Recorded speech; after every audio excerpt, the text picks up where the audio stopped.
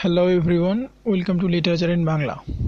আমাদের আজকের আলোচনার বিষয় হলো ড্রামাটিস্ট ইউজিনি ওনেইলের ড্রামা দ্য হেরিয়েপ। আমরা জানি যে হেরি অর্থ হচ্ছে লোমশ, অ্যাপ অর্থ হচ্ছে যে ভল্লুক, অনেকটা গরিলা আমরা যেটাকে বলি। চলুন অল্প কথায় ক্যারেক্টার লিস্ট জেনে নিই। ড্রামার প্রথম ও মেইন ক্যারেক্টার হচ্ছে রবার্ট ইয়াং স্মিথ, যে ইয়াং নামেই পরিচিত। তার প্রকৃত নাম বব স্মিথ। সে একজন ব্রিটিশ এবং সে সমুদ্রের জাহাজে ফায়ারম্যানের কাজ করে। ফায়ারম্যান হচ্ছে তখনকার জাহাজ ছিল বাষ্পচালিত, এবং এই বাষ্পচালিত যে ইঞ্জিন রয়েছে সেখানে কয়লা ঢালার কাজ করত ইয়াং। তবে ইয়াংকের ওখানে বেশ পদমর্যাদা ছিল, এর কারণ হলো বাকি যেসব ফায়ারম্যান আছে সে তাদের লিডার। ইয়াং তার নিজের কাজেই সবসময় ব্যস্ত থাকতো এবং সে কাজটাকে বেশ পছন্দ করত। বাইরের পৃথিবী সম্পর্কে তার ধারণা খুবই কম ছিল। সে জাহাজটাকেই তার পৃথিবী মনে করত। সে দেখতে শক্তিশালী ও বলিষ্ঠ ছিল এবং বেশ লোমশ ছিল, অনেকটা দেখতে গরিলাদের মতো একটু অদ্ভুত ধরনের ছিল।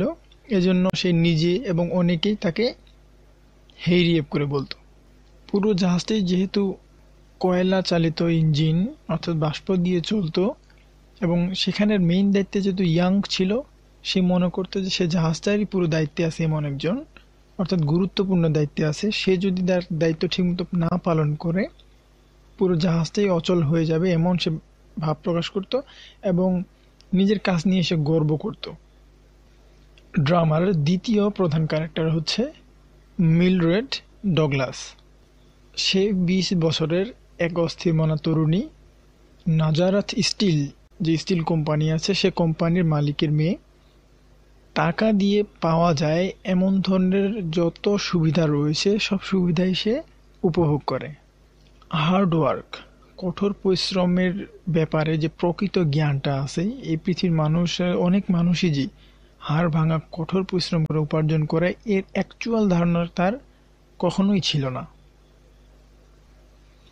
এজন্য সে দরিদ্র শ্রেণীর মানুষদের জানার জন্য বিভিন্ন ধরনের প্রজেক্টে অংশগ্রহণ করে, যেগুলো দারিদ্রতা থেকে দরিদ্র মানুষদের ডেভেলপ করার জন্য যেসব প্রজেক্ট হয় সেসব প্রজেক্টে অংশ নিত, এবং সে সোসিওলজি নিয়ে তার কলেজে পড়ছে। তৃতীয় ক্যারেক্টার হচ্ছে মিলড্রেড ডগলাসের আন্ট। তিনি একজন মধ্যবয়স্ক মহিলা। তিনি বেশ গম্ভীর প্রকৃতির এবং দেখতে মোটা। তিনি অ্যারিস্টোক্রেটিক অর্থাৎ ধনী ফ্যামিলি থেকে বিলং করেন। মিলড্রেড ডগলাসও অ্যারিস্টোক্রেটিক ফ্যামিলি থেকেই বিলং করে। মিলড্রেড ডগলাসের আন্ট, তিনি আবার মিলড্রেড ডগলাসের যে বিভিন্ন সামাজিক কর্মকাণ্ডের সাথে জড়িত হয় এই ব্যাপারটা খুব একটা পছন্দ করতো না। ড্রামার চতুর্থ ক্যারেক্টার হচ্ছে প্যাডি। সে একজন বয়স্ক মানুষ এবং জ্ঞান থাকার পরিচয় বহন করে। সে একজন আইরিশম্যান এবং সে ফায়ারম্যানের কাজ করে ইয়াংকের সাথে সেই একই জাহাজে। সে বেশ মাদকাসক্ত। সে মনে করে যে ফায়ারম্যানদের স্লেভের মতো কাজ করতে বাধ্য করা হচ্ছে এখানে। সে যখন অন্য আরেকটা জাহাজে পূর্বে ছিল, সেই জাহাজে মানুষগুলো অর্থাৎ যারা কাজ করত তারা জাহাজে বেশ সুবিধা ভোগ করতো, তারা অন্যান্য মানুষদের মতোই ফ্রি জীবন যাপন করত। কিন্তু এখানকার জাহাজে যেন বাধ্য করা হচ্ছে স্লেভ হিসেবে কাজ করার জন্য, এটা সে মনে করে। ড্রামার ফিফথ ক্যারেক্টারের নাম হচ্ছে লং। সে ওই জাহাজেরই একজন ফায়ারম্যান, অর্থাৎ জাহাজের চুল্লিতে কয়লা ঢালার কাজ করে। সে মার্ক্সবাদ নিয়ে কথা বলে, সমাজতন্ত্র এবং বেশ কিছু ক্লাসের শ্রেণীবিভেদ, মানুষের মধ্যে যে শ্রেণীবিভেদ রয়েছে এই শ্রেণীবিভেদ সম্বন্ধে সে মোটামুটি বেশ ভালো ধারণা রাখা অপেক্ষাকৃত অন্যান্যদের চেয়ে। ড্রামায় আমরা দেখতে পাবো যে লং একসময় ইয়াংকে নিউ ইয়র্ক সিটিতে নিয়ে যায়। যে আপার ক্লাসের মানুষগুলো সবসময় সেম হয়, তাদের ভিতরে অধিকাংশ যে ক্রুয়েল, এই ব্যাপারটা সে দেখানোর জন্য ইয়াংকে শহরে নিয়ে যায়। এরপরের ক্যারেক্টার হচ্ছে একজন সেক্রেটারি, যিনি আইডব্লিউডব্লিউ এর অফিসে কাজ করেন। আইডব্লিউডব্লিউ হচ্ছে industrial workers of the world. ড্রামার মধ্যপথে আমরা দেখতে পাবো যে ইয়াং আইডব্লিউডব্লিউ এর অফিসে যায়, সেখানকার সদস্য হয়, কিন্তু পরবর্তীতে ইয়াংকে ওইখান থেকে বের করে দেওয়া হয়। এর কারণ হিসেবে দেখতে পাবো যে ওই অফিসের লোকজন তাকে গভর্নমেন্টের একজন এজেন্ট মনে করতেছে। এই হচ্ছে এই ড্রামার ক্যারেক্টার লিস্ট। ড্রামাটি মোট ৮টি সিনে ভাগ করা হয়েছে। চলুন মেইন ড্রামা নিয়ে আলোচনা শুরু করা যাক। সিন নাম্বার 1-এ আমরা দেখতে পাই যে ড্রামাটি ওপেন হইল জাহাজের ফোরক্যাসেল থেকে।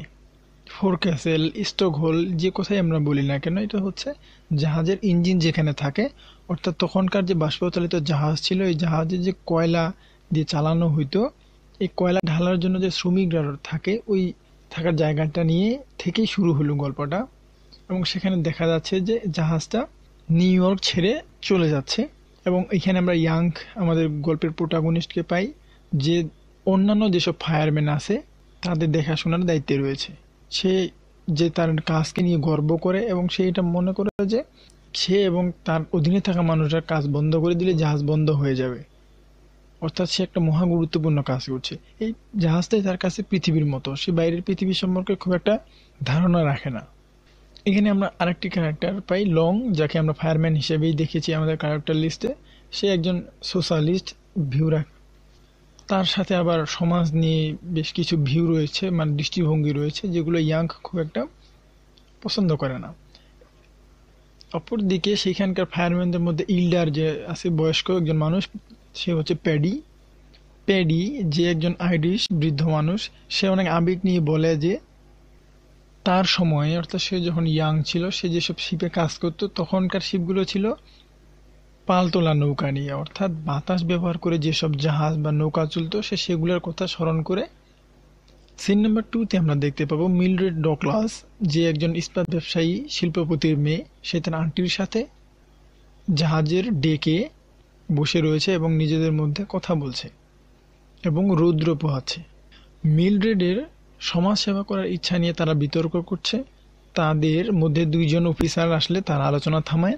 মিলড্রেডকে ডেকের নিচে ফায়ারম্যানদের কাজ দেখাতে নিয়ে যাওয়ার জন্য এই দুই অফিসার এসেছে। তার আন্টি বুঝতে পারে না কেন মিলড্রেড গরিবদের সাহায্য করতে চায় বা সমাজসেবা করতে চায়। আন্টির সাথে কথা শেষে মিলড্রেড ডেকের নিচে শ্রমিকদের কাজের জায়গায় যায় এবং তাকে পথ দেখিয়ে নিয়ে যায় সেকেন্ড ইঞ্জিনিয়ার, এবং সে ক্যাপ্টেনকে, জাহাজের যে ক্যাপ্টেন রয়েছে, তাকে ওখানে যাওয়ার অনুমতি দিতে বাধ্য করায়। এবং এটার পিছনে সে ব্যবহার করে তার ফ্যামিলির রেপুটেশন। যেহেতু সে একজন অ্যারিস্টোক্রেটিক ফ্যামিলি ছিল এবং তার বাবা একজন শিল্পপতি, বড় ধনী, সে সেসব ব্যবহার করে ক্যাপ্টেনকে বাধ্য করে তাকে ওখানে যাওয়ার জন্য অনুমতি দিতে। এবং সে এটাও অনুমতি নেয় যে সেখানে হোয়াইট ড্রেস পরে যাবে, কিন্তু সেকেন্ড ইঞ্জিনিয়ার চাচ্ছিল সে যেন হোয়াইট ড্রেস না পরে যায়, কারণ সেখানে যে যাচ্ছে স্টক হলে সেখানে তো কয়লা শ্রমিকরা কাজ করে এবং সেখানে কয়লার তো কালো এবং তার ড্রেসটা হবে হোয়াইট, সে তার কাপড় ময়লা হয়ে যেতে পারে, এই জন্য বলে যে সে যেন ওটা পরে না যায়। কিন্তু সেখানেও সে বাধ্য করে যেন তাকে হোয়াইট ড্রেস পরতে অ্যালাউ করা হয়। এবং সেটাও বলে যে ওখান থেকে আসার পর যদি কাপড় ময়লা হয়ে যায়, পরবর্তীতে সে ওইটা সমুদ্রে ছুঁড়ে ফেলে দিবে, কারণ এরকম ড্রেস তার আরো 50-এর অধিক রয়েছে এবং এই জাহাজেই রয়েছে। এইদিকে মিলড্রেড সেকেন্ড এবং ফোর্থ ইঞ্জিনিয়ারকে নিয়ে ওই স্টক হলে যায় যেখানে ইয়াং এবং বাকি ফায়ারম্যানগুলো কাজ করছে। এখন সেখানে সাদা ড্রেস পরা সুন্দর এক মেয়েকে দেখে বাকি যে অন্যান্য ফায়ারম্যানগুলো রয়েছে তারা কাজ বন্ধ করে দিয়ে তার দিকে তাকিয়ে আছে। কিন্তু ইয়াং সে ব্যাপারটা খেয়াল করে না যে পিছনে মিলড্রেড এসেছে। সে শ্রমিকদের বেশ ধমকায় যে কেন তারা কাজ বন্ধ করে দিয়েছে, কিন্তু পরবর্তীতে সে যখন পিছনে তাকায় এবং মিলড্রেডকে দেখতে পায়। ইয়াংকে এরকম ময়লা ও রাগান্বিত অবস্থা দেখে মিলড্রেড খুবই ভয় পায় এবং তাকে ফিলথি বিস্ট, অর্থাৎ নোংরা জানোয়ার বলে আর অজ্ঞান হয়ে যায়। তখন সেখান থেকে সেকেন্ড এবং ফোর্থ ইঞ্জিনিয়ার তাকে নিয়ে যায়, অর্থাৎ মিলড্রেডকে নিয়ে যায়। সিন পরে আমরা দেখতে পাই যে সেই ফায়ারম্যানদের জায়গা স্টকহোলে, যেখানে তারা থাকে, সেখানে স্টকহোলের ঘটনা, মানে একটু আগে যে ঘটনাটা ঘটলো মিলড্রেডকে নিয়ে এবং ইয়াংকে দেখে যে সে ফিলথি বিস্ট বললো, এই ব্যাপারটা নিয়ে বেশ শোরগোল হচ্ছে এখানে। এবং তারা দেখছে যে ইয়াং ভয়ঙ্কর রেগে আছে এবং রাগে সে টকবক করছে এবং তারা বুঝতে পারে না যে ইয়াং কেন এত রেগে আছে। তারা তাকে জিজ্ঞেস করে যে সে কি মিলড্রেডের প্রেমে পড়েছে নাকি, কিন্তু ইয়াং রেগে আছে এই কারণে তাকে ফিলথি বিস্ট বলেছে মিলড্রেড। রাগে প্রতিশোধ নিতে সে মিলড্রেডের কাছে যেতে চায়, কিন্তু দরজা পর্যন্ত পৌঁছানোর আগেই অন্যরা তাকে ধরে এবং তাদের মধ্যে বেশ ধস্তাধস্তি হয়। তারা সবাই মিলে ইয়াংকে মেঝেতে ফেলে দেয়। জাহাজের যে একটা গুরুত্বপূর্ণ কাজ করছিল ইয়াং, এবং সে যে নিজেকে একজন গুরুত্বপূর্ণ সদস্য মনে করছিল সে জাহাজের, তার সে ইলিউশনটা সেখানে মোটামুটি হারে ধ্বংস হয়ে যায় এবং প্রত্যেকে তার সাথে যে শ্রদ্ধার ব্যবহার করত সবাই যাকে যে ভয় পেত একটু, সেই ব্যাপারটা অনেকটা কমে যায়। প্রায় দেখা যায় যে অনেকে তাকে নিয়ে বেশ হাসাহাসি করছে। এজন্য ইয়াং যে কোনোভাবেই হোক মিলরেডের উপর রিভেঞ্জ নেওয়ার একটা পরিকল্পনা করতে থাকে। সিন নম্বর 5-এ দেখানো হয় যে 3 সপ্তাহ পর সেই জাহাজটি যেখানে ইয়াং এবং লং প্যাডি তারা কাজ করত, সেই জাহাজটি আবার নিউ ইয়র্কে ফিরে এসেছে। ইয়াং এবং লং নিউ ইয়র্কের 5th অ্যাভিনিউ নামক জায়গায় ঘুরছে। তারা শহরের পরিচ্ছন্নতার প্রশংসা করে এবং কিভাবে উচ্চ সামাজিক পর্যায়ের মানুষদের আক্রমণ করবে সে বিষয়ে কথা বলতে থাকে। মিলরেডের উপর প্রতিশোধ নেওয়ার ভাবনা এখনও ইয়াংকের মাথায় রয়েছে এবং তার এই ভাবনাটা বেশ পাকাপোক্তভাবেই রয়েছে। সে যে কোনোভাবেই হোক প্রতিশোধ নিতে চায়। এখানে ইয়াং কিছু মানুষের সাথে খারাপ ব্যবহার করা শুরু করে এবং তাদের সাথে সে জোর করে কথা বলতে যায়। তার এই বেগতিক অবস্থা দেখে তার সাথে যে লং ছিল, সে লং তাকে ছেড়ে চলে গেল। এখানে ইয়াংকের ব্যবহারের জন্য বেশ কিছু মানুষ আহত হয়, একজন মানুষ তার বাস মিস করে এবং ইয়াং নিজে এক লোকের মুখে ঘুষি মারে। এসব কর্মকাণ্ডের ফলে পুলিশ এসে তাকে ধরে নিয়ে যায়। সিন নাম্বার 6-এ আমরা দেখতে পাই ব্ল্যাক ওয়েলস নামক আইল্যান্ড যে রয়েছে, ব্ল্যাক ওয়েল দ্বীপে ইয়াং সেখানকার একটি জেলখানায় রয়েছে এবং তাকে 30 দিনের সাজা দেওয়া হয়েছে। জেলটাকে ইয়াংকের কাছে একটা চিড়িয়াখানার মতো মনে হয় এবং সেখানে সে অন্য কয়েদিদের সাথে কথা বলে কিভাবে সে বিত্তবানদের উপর প্রতিশোধ নিবে এই ব্যাপারে। কয়েদিদের একজন তাকে international workers of the world নামক সংগঠনের কথা বলে এবং তাকে পরামর্শ দেয় এই সংগঠনে যোগ দেওয়ার। মিলরেড এবং তার বাবার কথা চিন্তা করে রাগে ইয়াং জেলের মিলরেড এবং তার বাবার কথা চিন্তা করে রাগে ইয়াং জেলের বারগুলো ভাঁজ করা শুরু করে এবং পালানোর চেষ্টা করে, কিন্তু জেলের গার্ডরা তাকে ধরে এবং পরিস্থিতি নিয়ন্ত্রণে নিয়ে আসে। সিন 7-এ দেখা যায় যে 1 মাস পর জেল থেকে ছাড়া পেয়ে ইয়াং স্থানীয় ইন্টারন্যাশনাল ওয়ার্কার্স অব দ্য ওয়ার্ল্ডের অফিসে যায় এবং তাদের দলে যোগ দেয়। স্থানীয় সদস্যরা প্রথমে ইয়াংকে পেয়ে খুশি হয়, কারণ তাদের সংগঠনে ফায়ারম্যানদের সংখ্যা অনেক কম। কিন্তু যখন সে স্টিল ট্রাস্টকে উড়িয়ে দেওয়ার কথা বলে, সবাই তাকে সরাসরি গোয়েন্দা ভাবে। কারণ সেটা বলে যে নাজারেথ স্টিল যে ফ্যাক্টরিটি আছে সেটা যদি ধ্বংস করে দেওয়ার পর তাকে যদি আজীবন জেলখানায় বন্দি করে রাখা হয়, সে সেটা করতেও রাজি। আমরা জানি যে নাজারেথ স্টিল যে আছে এটা হচ্ছে মিলরেড এর বাবার কোম্পানি। এখন প্রত্যেকে তাকে সরকারি গোয়েন্দা ভাবে এবং তাকে দল থেকে বের করে দেয়। রাস্তায় একজন পুলিশের সাথে তার দেখা হয় এবং সেই ইয়াংকে সেখান থেকে চলে যেতে বলে, নতুবা তাকে ধরে সে বেশ মারধর করবে এটা বলে। পরের দিন ইয়াং চিড়িয়াখানায় যায়। সে একটা গরিলাকে দেখে ভাবে যে তারা দুজনে একই রকম, কারণ সে দেখতে বেশ লোমশ এবং শক্তিশালী ছিল এবং অনেকেই তাকে হেরিয়ে বলতো। সে গরিলাটাকে দেখে ভাবে যে তারা দুজনে একই এবং সে গরিলাটার সাথে খাঁচা খুলে বন্ধুর মতো তার সাথে কথা বলতে যায়। এবং প্রথমে এমন একটা সিন দেখানো হয় যে হয়তো গরিলাটা এবং তার মধ্যে একটা কানেকশন তৈরি হচ্ছে, এমন একটা সিন দেখানো হয়। কিন্তু পরবর্তীতে দেখা যায় যখন তার সাথে কথা বলতে যায়, খাঁচার দরজা খুলে গরিলাটা তার দিকে হাত বাড়িয়ে দেয় এবং তার হাত যখনই সে ইয়াং ধরে, দেখা যায় যে গরিলাটা তাকে আক্রমণ করে বসে এবং তাকে মারাত্মকভাবে আহত করে এবং তার বেশ কিছু হাড় ভেঙে যায় এবং সে খাঁচার ভেতরেই ইয়াংকের মৃত্যু হয়।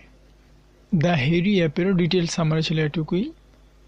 এই ড্রামায় বেশ কয়েকটি থিম রয়েছে, তার মধ্যে প্রথমে আমরা বলতে পারি যে ইন্ডাস্ট্রিয়ালাইজেশনের যে ইফেক্টটা, সেই ইফেক্টটা এই ড্রামায় দেখানো হয়েছে।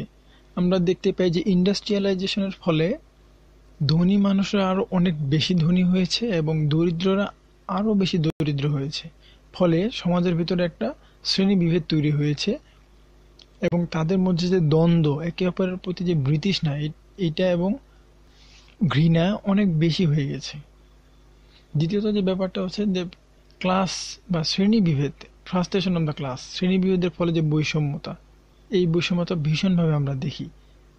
যে ইয়াং নিজেও একজন মানুষ ছিল, সে হোক লোমশ, দেখতে খারাপ হোক, কিন্তু সে একজন মানুষ। কিন্তু মিলড্রেড ডগলাস তাকে দেখার সাথে সাথেই তাকে ফিলথি বিস্ট বলে, অর্থাৎ নোংরা জানোয়ার বা প্রাণী বলে।